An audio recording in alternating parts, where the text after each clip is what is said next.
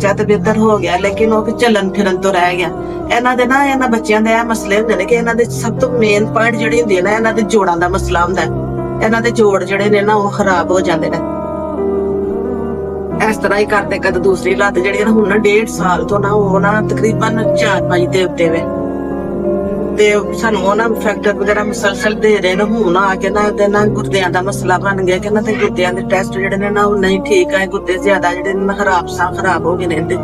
ਅਸੀਂ ਉਹਨਾਂ ਇਲਾਜ ਜਿਹੜੇ ਨਾ ਕਰਵਾ ਰਹੇ ਆ, ਔਰ ਸਾਨੂੰ ਅਗਰ ਫੈਕਟਰ ਦੀ ਜ਼ਰੂਰਤ ਪੈਂਦੀ ਹੈ ਤੇ ਸਾਨੂੰ ਦੀਆ ਵਾਲੇ ਜਿਹੜੇ ਨੇ ਨਾ ਸਾਨੂੰ ਫੈਕਟਰ ਸਪੋਰਟ ਕਰ ਰਹੇ ਨੇ। ਇਸ ਤੋਂ ਇਲਾਵਾ ਮੈਂ ਤੁਹਾਨੂੰ ਆਪਣੀ ਜ਼ਾਤੀ ਗੱਲ ਦੱਸ ਰਹੀ ਹਾਂ ਕਿ ਮੈਨੂੰ ਕਿਰਾਇਆ ਵੀ ਮੈਂ ਉਹਨਾਂ ਕੋਲ ਮੈਂ ਲੈ ਕੇ ਆਂਦੀ ਰਹੀ ਹਾਂ, ਕਿਉਂਕਿ ਮੇਰੇ ਕੋਲ ਮੈਂ ਗਰੀਬ ਆ, ਮੇਰਾ ਕਮਾਉਣ ਵਾਲਾ ਕੋਈ ਨਹੀਂ। 3 ਬੱਚੇ ਹਨ। ਪਹਿਲਾ ਵੱਡੇ ਮੇਰੇ ਦੀ ਨਾ 17 ਸਾਲ ਦਾ ਸੀ, ਬੀਕਾਮ ਦਾ ਸਟੂਡੈਂਟ ਸੀ, ਉਹਦੀ ਡੈਥ ਹੋ ਗਈ ਐਸੇ ਬਿਮਾਰੀ ਦੇ ਨਾਲ ਹੀ ਉਹਦੀ ਡੈਥ ਹੋ ਗਈ। ਦੂਸਰਾ ਜਿਹੜਾ ਸੀ ਨਾ ਉਹ ਜ਼ਿਆਦਾ ਸੀਰੀਅਸ ਸੀ, ਤੇ ਮੈਂ ਸਪੋਰਟ ਨਹੀਂ ਸੀ, ਮੈਨੂੰ ਕੋਈ ਵੀ ਮੇਰਾ ਭੈਣ ਭਰਾ ਯਾਨੀ ਕੋਈ ਨਹੀਂ, ਨਾ ਮਾਂ ਨਾ ਬਾਪ ਕੋਈ ਨਹੀਂ, ਮੇਰਾ ਸਭ ਦੀ ਡੈਥ ਹੋ ਗਈ ਸੀ। ਤੇ ਮੈਨੂੰ ਨਾ ਬੜਾ ਮਸਲਾ ਬਣ ਜਾਂਦੀ। ਫਿਰ ਮੈਨੂੰ ਜਦੋਂ ਕਦੇ ਜ਼ਰੂਰਤ ਪੈਂਦੀ ਸੀ ਨਾ, ਮੇਰੇ ਕੋਲ ਕਿਰਾਇਆ ਨਹੀਂ ਸੀ ਹੁੰਦਾ, ਤੇ ਮੈਂ ਉਹਨਾਂ ਨੂੰ ਕਹਿਣਾ ਦੀਆ ਵਾਲਿਆਂ ਨੂੰ ਕਿ ਮੇਰੇ ਕੋਲ ਕਿਰਾਇਆ ਨਹੀਂ ਹੈ, ਤੇ ਉਹਨਾਂ ਨੇ ਨਾ ਸਾਨੂੰ ਕਿਰਾਇਆ ਵੀ ਸਾਨੂੰ ਦੇਣਾ। ਅਸੀਂ ਉਹਨਾਂ ਦੇ ਬੜੇ ਅਹਿਸਾਨ ਮੰਦ ਆ ਕਿ ਉਹ ਸਾਨੂੰ ਹਰ ਲਿਹਾਜ਼ ਨਾਲ ਸਪੋਰਟ ਕਰਦੇ ਨੇ, ਰਾਸ਼ਨ ਵੀ ਸਾਨੂੰ ਉਹ ਦੇ ਰਹੇ ਨੇ, ਅਸੀਂ ਉਹਨਾਂ ਦਾ ਬਹੁਤ ਜ਼ਿਆਦਾ ਸ਼ੁਕਰਗੁਜ਼ਾਰ ਹਾਂ।